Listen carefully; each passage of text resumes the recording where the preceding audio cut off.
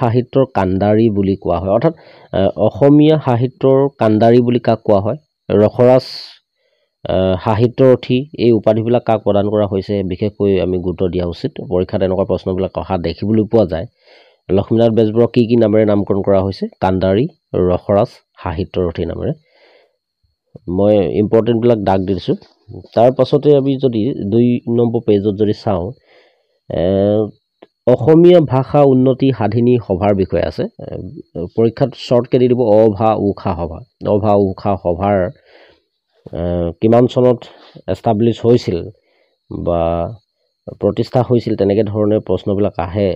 1888 চন বুলি লিখিব লাগিব আৰু তাৰ প্ৰথম সম্পাদক আছিলে শিৱৰাম শৰ্মা বৰদলৈ।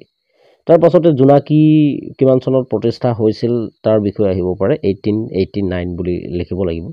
তাৰ পাছতে দেখিবলৈ পাইছে প্ৰখ্যাত বিখ্যাত